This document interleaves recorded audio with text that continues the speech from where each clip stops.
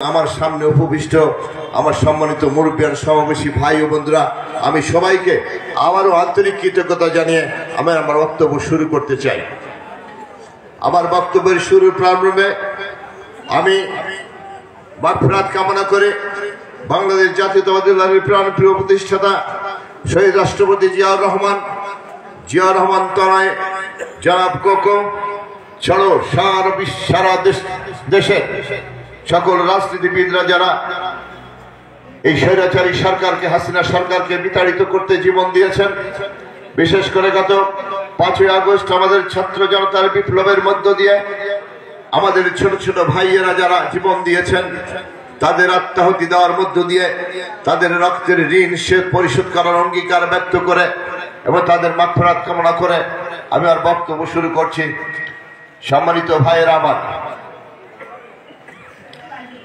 আজকে মানুষ প্রায় একটা কথা বলে শুনি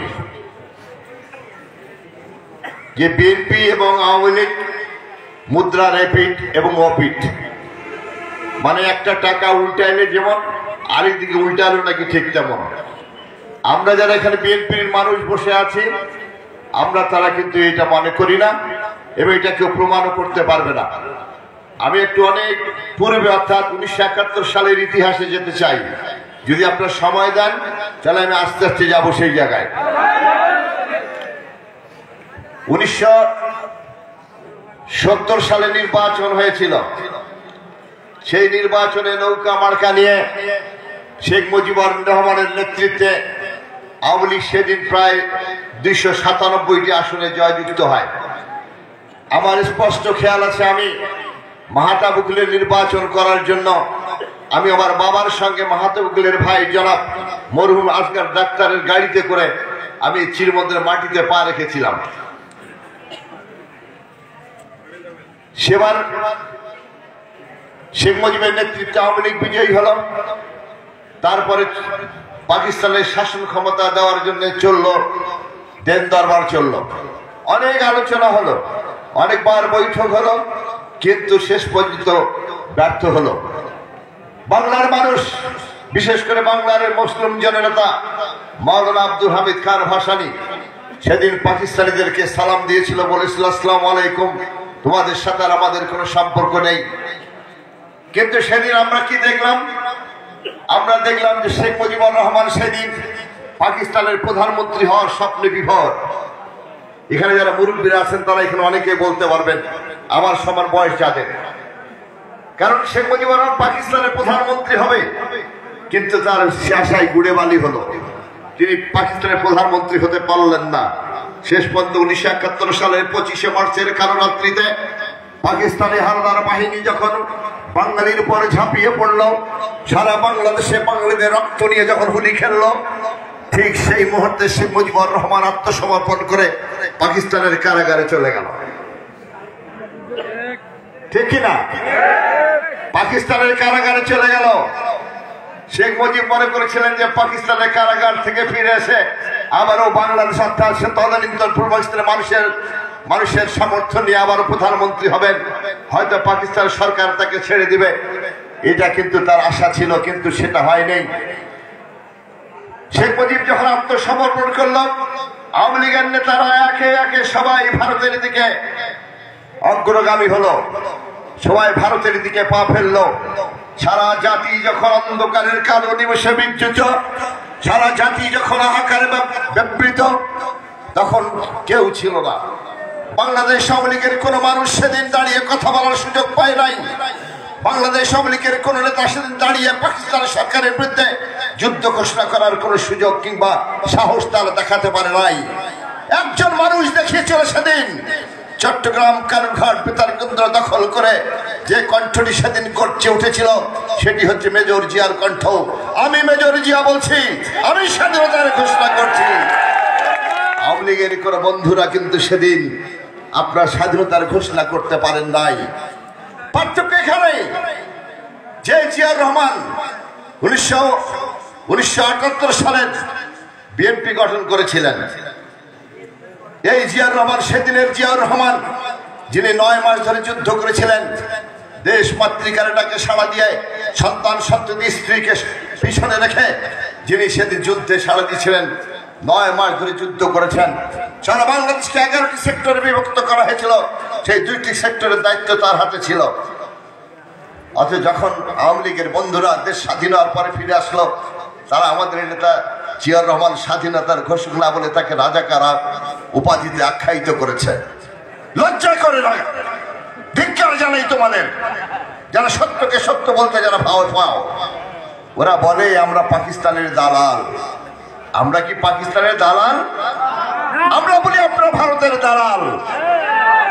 সে সময় আপনারা ভারতে পালিয়েছিলেন, ঠিক কিনা? সে সময় আমরা ভারতে পালিয়েছিলেন, আবার অনেক দিন পরে আবারও কোথায় পালালেন? ওই ভারতেই পালালেন। আগে ছিল শেখ মুজিব, ছিল ওই ভারতের সেবাদাস, আর এখন ভারত হয়েছে শেখ হাসিনার স্বামী, অর্থাৎ শেখ হাসিনার ভাতার। আমার কথা নয়, তার নেতা নেত্রীরা বলেছে যে ভারত আমাদের স্বামী, ঠিক কিনা বলেন? তাহলে স্বামীর দেশে গেল, আর স্বামীর দেশে তো যেতেই হবে। স্ত্রী যখন বিপদে পড়ে তখন কোথায় যাবে? স্বামীর বাড়িতেই তো যাবে, ঠিক কিনা? যতই স্বামীর বিরুদ্ধে কথা বলুক না কেন, যাই হোক না কেন, যখন বিপদে পড়বে তখন কিন্তু তাকে স্বামীর বাড়িতেই যেতে হবে। স্বামীর বাড়ি, আমার বাড়ির মেডিসিন যদি কোনো সময় গরম হয় মনে করেন, অনেক কথা কইবে বাবার বাড়ি চলে গেছে, কিন্তু শেষ পর্যন্ত কিন্তু স্বামী ছাড়া কোনো গতি নাই। আছে? কোনো গতি নাই। আরে বুড়া হয়ে গেছে, বুড়া বুড়ি হয়ে গেছে, কতকে মুই দেখি তো সংসার করছো না, কেমন সংসার করলে রায়, এই যে হাসেছে কেমন দেখতে বুড়ার বেটা, এই কথা বুঝছেন? আর শেখ হাসিনা তার স্বামীর বাড়ি ভারত যাইবেন, এটি হয় প্রমাণ হয়েছে যে আমরা পাকিস্তানের দালাল নই, আমাদের যাওয়ার কোনো জায়গা নাই।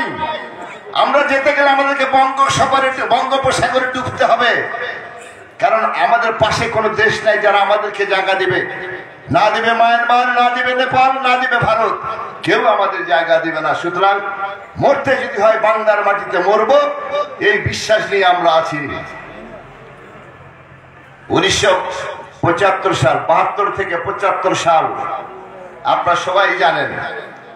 1972 সাল থেকে 75 সালে 3 বছরের ইতিহাস, রক্ষী বাহিনীর ইতিহাস, 30,000 যশোরের নেতা কর্মীদের হত্যা করার ইতিহাস, ওই 3 বছরের ইতিহাস দেশকে তলাবিহীন ঝুড়িতে রূপান্তরিত করার ইতিহাস, ওই 3 বছরের ইতিহাস বাংলার ঘর থেকে বাংলার বধূদেরকে বের করে নিয়ে আওয়ামী লীগের শেখ মুজিবের কুখ্যাত সন্তানদের দ্বারা ধর্ষিত হওয়ার ইতিহাস,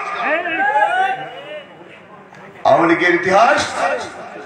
শেষে আপনারা সবাই জানেন আওয়ামী লীগের ইতিহাস মাত্র 5 মিনিটের মধ্যে বাকশাল কায়েম করেছিল বাংলাদেশ কুকুর শিয়াল আওয়ামী লীগের দল। সেদিন সকল সংবাদপত্র বাতিল করে দিয়ে মাত্র 4টি সংবাদপত্র রেখেছিল, ঠিক কিনা বলেন? কোথায় গণতন্ত্র? পাকিস্তানি শাসক গোষ্ঠীর হাত থেকে যারা গণতন্ত্র রক্ষা করার প্রত্যয় ব্যক্ত করে দেশ মাতৃকার ডাকে সাড়া দিয়ে যারা যুদ্ধ ঘোষণা করেছিল, তাদের সে আশা ধূলিসাৎ হলো শেখ মুজিবের ওই একদিনের সংসদে বসে বাকশাল কায়েম করার মধ্য দিয়ে শেখ মুজিব সুঘোষিত প্রেসিডেন্ট হলেন। আমাদের পার্থক্য ওই জায়গায়। 3রা নভেম্বর যখন খন্দকার খালেদ মোশাররফ সাহেব যখন দখল করলেন, তখন ওই 4 দিন দেশে কোনো শাসন ব্যবস্থা ছিল না। খালেদ মোশাররফ চেষ্টা করেছেন আবারও আমাদের বাংলাদেশকে ভারতের করতল করতে, ভারতের পায়ের নিচে ফেলতে, কিন্তু সেদিন দেয় নাই। কারা দেয় নাই? সিপাহী জনতারা সেদিন দেয় নাই। সেদিন 7ই নভেম্বর সিপাহী জনতার বিপ্লব হয়েছিল। 7ই নভেম্বরের বিপ্লবের মধ্য দিয়ে এ দেশের সিপাহী জনতারা সেদিন আমাদের নেতা জনাব জিয়াউর রহমানকে সেদিন বন্দি দশা থেকে মুক্ত করে নিয়ে বাংলাদেশের শাসনভার তার হাতে দিয়েছিল, ঠিক কিনা বলেন? তার পার্থক্যটা কোথায়?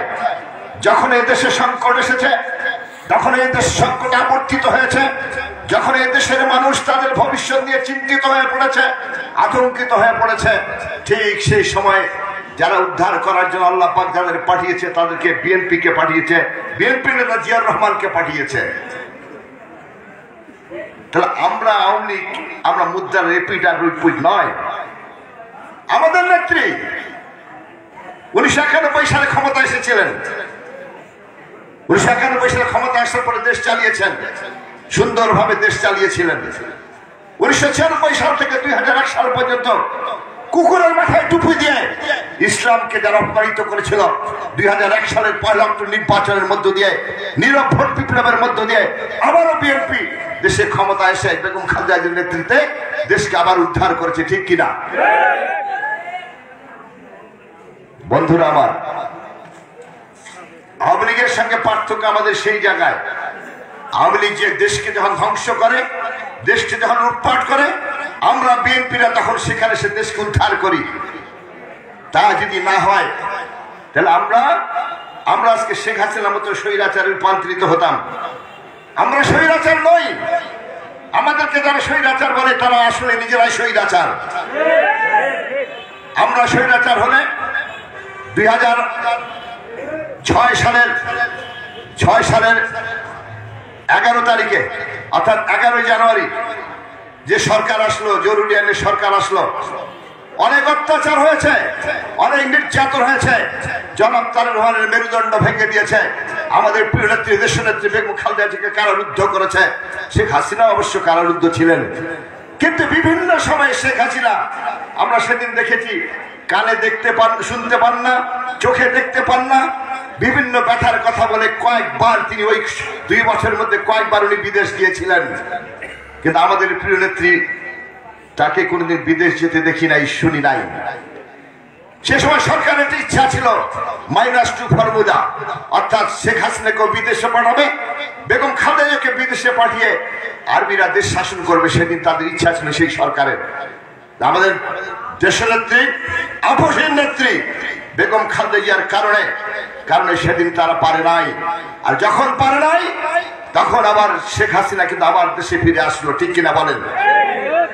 দেশে ফিরে আসলো ঠিক যেভাবে শেখ হাসিনা ফিরে এসেছিল 1975 সালের 17 নভেম্বরে সিপাহী জনতার বিপ্লবের মধ্য দিয়ে যখন জিয়া রহমান ক্ষমতা আসলেন, শেখ হাসিনাকে আবার ফিরে নিয়ে এসেছিলেন। সেই দিন শেখ হাসিনা রাজনীতি করার অধিকার পেয়েছিল। বাংলাদেশ আওয়ামী লীগ বাকশাল হয়েছিল, সেই বাকশালকে আবার আওয়ামী লীগ করে জিয়াউর রহমান আওয়ামী লীগকে রাজনীতি করার সুযোগ দিয়েছিল। সুতরাং আওয়ামী লীগ যত কথাই বলেন না কেন, আপনারা আমাদের উপরে উঠতে পারবেন না। আপনাদের কোন ইতিহাস নাই। আপনাদের ইতিহাস জঘন্য ষড়যন্ত্রের ইতিহাস। আপনাদের ইতিহাস বাংলাদেশকে ভারতের কাছে বিক্রি করার ইতিহাস। আপনাদের ইতিহাস দেশের স্বাধীনতার সর্বত থেকে ধ্বংস করার ইতিহাস। এই হচ্ছে আপনাদের ইতিহাস, এর বাইরে কোন ইতিহাস নেই। 2024 সালের 5 আগস্ট আমাদের ছাত্র জনতার বিপ্লবের মধ্য দিয়ে আমরা নতুন বাংলাদেশের অভ্যুদয় ঘটিয়েছে পৃথিবীর বিশ্বের মানচিত্রে। অস্বীকার করেন নাই। আমার নেতারা বলেছেন আমরা 15-16 বছর 17 বছর আমরা এখানে কোনো বক্তব্য দিতে পারি নাই। আজকে পারছি। এইটাই স্বাধীনতা। এই স্বাধীনতা এনে দিয়েছে ছাত্র জনতা আমাদেরকে। এই স্বাধীনতাকে রক্ষা করতে হবে, সকল ষড়যন্ত্র ভেদ করে, সকল ষড়যন্ত্রকে নষ্ট করে দিয়ে আমাদেরকে এই ছাত্র জনতার বিপ্লবকে আমাদেরকে এগিয়ে নিতে হবে সামনে। জনগণের যে অধিকার, সে অধিকারকে প্রতিষ্ঠিত করতে হবে। 2019 একটা মানুষ কত টাকা লাগে, একটা পরিবার চালাতে কত টাকা লাগে, একটা সংসার চালাতে কত টাকা লাগে, ইন্ডাস্ট্রি কলকারখানা চালাতে কত কোটি টাকা লাগে, এটা যদি আমরা চিন্তা করি, সেরকম যদি হাতে একজন মানুষের যে 100 কোটি টাকার সম্পদ থাকে, একজন মানুষের যদি সম্পদ পরিধরি 1000 কোটি টাকার সম্পত্তি থাকে, তাহলে কি তার চলার অভাব হবে? না, অভাব হবে না। কিন্তু অভাব হয়েছে। বাংলাদেশ আওয়ামী লীগের বন্ধুরা, বাংলাদেশ আওয়ামী লীগের নেতারা, মন্ত্রীরা, বিভিন্ন পেশায় জড়িত যারা, তারা হাজার হাজার লক্ষ কোটি টাকা দুর্নীতির মাধ্যমে অর্থ আয় করে তারা দেশের মাটিতে রাখেনি টাকা, তারা দেশে বিদেশে পাচার করে কামাই করেছেন। যদি দেশের মাটিতে রাখতেন আজকে দেশ শিল্পভাবে উন্নত হতো, শিল্পোন্নত দেশ হতো, বাংলাদেশের মানুষ আজকে কাজ করতে পারতো। আপনারা করলেন কি? আপনারা বিদেশে পাঠালেন টাকা, 11 লক্ষ কোটি টাকা পাচার করেছেন আপনারা। এটা কোন দেশের মানুষের, কোন দেশের নেতা নেত্রীর চরিত্র হতে পারে?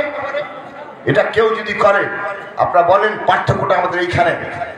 আপনাদের একজন মন্ত্রী সাইফুজ্জামান 300টা বাড়ি আছে। একজন মানুষের কতগুলো বাড়ি লাগে? কয়টা বাড়িতে সে থাকবে? একটা বাড়ির মানুষ, একটা বাড়িতে যদি 5টা পায়খানা থেকে একটা লোকই থাকে, 5টা পায়খানা থাকিবে কত ভাই? হ্যাঁ, হাকির যখন মনে ঘুরি ফিরে যেটা হাতের গোড়া সেটাতে যাইবে, ঠিক কিনা? এখন 300 বাড়ি আপনি গেলে তাদের রাখেন যে 50টা 60টা করে বাড়ি বিদেশে। আমাদের কথা নয়, বর্তমানে সমস্ত খবর বের আসতেছে, ফাঁস হয়ে যাচ্ছে। শেখ হাসিনার ছেলে জয়, তার কোনো কাজ নাই, কাম নাই, ব্যবসা বাণিজ্য নাই, সে 9,000 কোটি টাকা নিয়ে গেছে বিদেশে। আপনি প্রধানমন্ত্রী হয়, আপনি কোনো সময় প্রধানমন্ত্রী হবেন, কোনো সময় বেগম খালেদা জিয়া বিরোধী দলের নেত্রী হবে। যেখানে থাকেন না কেন আপনার সরকারের সকল সুযোগ সুবিধা আপনারা পাবেন। তাহলে আপনাদের কেন চুরি করতে হবে? কেন আপনার চুরি করতে? শুধু এইখানেই নয়, আজকে এমন কিছু জিনিস আওয়ামী লীগের বুড়া বুড়া নেতারা, ওমার কান্তি, তোমার হাতের করে তোমার পাও ঠাসাতে কারা ইয়ং চেংড়ি মেড়িরা। আশ্চর্য ব্যাপার, নেতা নেত্রী যদি চরিত্র না থাকে ওই দেশ কি থাকে? ওই দেশ কি ট্যাকে না। যার জন্য আওয়ামী লীগের নেতারা বলেছিল যদি কোনো পরিবর্তন হয় তাহলে 3 থেকে 5 লক্ষ লোক মরে যাবে। 3 লক্ষ 5 লক্ষ লোক আল্লাহ মারায় নাই, আপনারা বিদায় নিয়েছেন। এখন কুরকুরি দিচ্ছেন, আবার এই ট্রাম আসছে, একবার হিন্দু লোক সাচ্ছেন, একবার ট্রাম লীগ সাচ্ছেন। বিভিন্ন ভাবে বিভিন্ন সময় বাংলাদেশকে অস্থিতিশীল করার জন্য, অশান্তিতে পরিণত করার জন্য আপনারা বিভিন্ন সময় লীগ ধারণ করে কাজ করছেন। যতই লীগ সাজেন না কেন আপনার আসতে পারবেন না। কারণ যখন আপনাদের সঙ্গে র্যাব ছিল, যখন আপনাদের সাথে পুলিশ ছিল, যখন আপনাদের সাথে সবাই ছিল, সকল বাহিনী যখন ছিল, তখনও কিন্তু আপনার বাহিনীদের মাঝে লড়াই করেছেন, কিন্তু আপনারা টিকতে পারেন নাই। আর এখন তো ওগুলা কেউ নাই। আর এখন যেদিকে তাকাবেন ফাঁকা শূন্য, কোনো পুলিশ নেই, বিডিআর নেই, কোনো র্যাব নেই। এখন শুধু আওয়ামী লীগের বন্ধুরা আপনারাই আছেন। শুধু ছাত্র জনতার বিপ্লবকে সরিয়ে আবার বাংলার মাটিতে পদার্পণ করবেন, এটা কোনোদিনই হবে না, ঠিক কিনা বলেন? পাশের মানুষগুলা মনে করছে এটা মানুষ কি করছে আল্লাহ জানে। গরম হয়েছে নাকি ভাই? গরম হন না। মুই একটা কথা মিথ্যা রাখা, মোর একটা কথা মিথ্যা হয় জাহাজ প্রমাণ করে দিতে পারবেন, মুই রাজনীতি করুন না। সত্যি কথা, অন্তরে লালন করেন, কোনোভাবে দুর্বল হবেন না। কারণ এরা এবার যে দেশে ফিরে আসে, আজ হোক 50 বছর পরে আসুক না কেন, এদেশের মাটিও থাকবে না, এরা পোড়া কয়লা বানাবে। সুতরাং সময় আছে এখনো। বাংলাদেশের যে বন্ধুরা আপনারা চেষ্টা করছেন, শেখ হাসিনা শিখেছে, সেই ভুল ধারণা পরিত্যাগ করে ভদ্র মানুষ হন, ভালো মানুষ হন, হয়ে সমাজে চলাফেরা করেন। আর যদি বাড়াবাড়ি করেন, আমার নেতারা বলেছেন যদি বাড়াবাড়ি করেন তাহলে জাত ভাঙ্গা জবাব দেওয়া হবে। শুধু আমরা কারো জাত ভাঙ্গা জবাব আমরা দিতে চাই না। আমরা বলেছি আগামী দিনে রাজনীতিতে যদি গুণগত কোনো পরিবর্তন আসে, আমরা চাই দেশের স্বাধীনতা সার্বভৌমত্ব রক্ষা হোক, আমরা চাই দেশে গণতন্ত্র প্রতিষ্ঠা হোক, আমরা চাই দেশের মানুষের ভোটাধিকার প্রয়োগ করার যে ক্ষেত্র সেটাও তৈরি হোক। তাই বন্ধুগণ আমার, আমরা মনে করি আসুন আমরা সবাই মিলে ঐক্যবদ্ধ হয়ে বর্তমান সরকারকে যথোপযুক্ত সদুপদেশ দিয়ে এবং তাদের চলার পথটা কি হবে এই ধরনের পরামর্শ দিয়ে আগামী দিনের জন্য এই শেখ হাসিনার নেতৃত্বে ভারতীয় কোনো সেবাদার শক্তি, আগামী দিনে কোনো ফ্যাসিস্ট শক্তি যেন বাংলার রাজনীতিতে পদার্পণ করতে না পারে। সকল দল মত নির্বিশেষে, সকল ধর্ম বর্ণ নির্বিশেষে আমরা সবাই ঐক্যবদ্ধ হয়ে শেখ হাসিনার রাজনীতি, ফ্যাসিস্ট রাজনীতি আগামী দিনে কোনো ফ্যাসিস্ট সরকারের জন্য ক্ষমতায় আসতে না পারে এবং আসে তারা যেন বাংলার মানুষকে যেন কোনোভাবেই ধ্বংস করতে না পারে, বাংলাকে ধ্বংস করতে না পারে, সেই প্রত্যাশা ব্যক্ত করে আমি আমার বক্তব্য শেষ করছি। আল্লাহ হাফেজ। বাংলাদেশ জিন্দাবাদ, বাংলাদেশ জাতীয় দল জিন্দাবাদ, শহীদ জিয়াউর হোক, বেগম খালেদা জিন্দাবাদ, জনাব তারেক রহমান জিন্দাবাদ, আমার তারুণ্যের প্রতীক তারুণ্যের রক্ষার আগামী দিনের রাষ্ট্রনায়ক জনাব তারেক রহমান জিন্দাবাদ, আমার প্রিয় মহাসচিব, আমার প্রিয় শিক্ষক জনাব মির্জা ফখরুল ইসলাম আলমগীর জিন্দাবাদ, শ্রীবন্দর উপজেলা বিএনপি জিন্দাবাদ, 3 নম্বর ফতেহপুর ইউনিয়ন বিএনপি জিন্দাবাদ। আসসালামু আলাইকুম।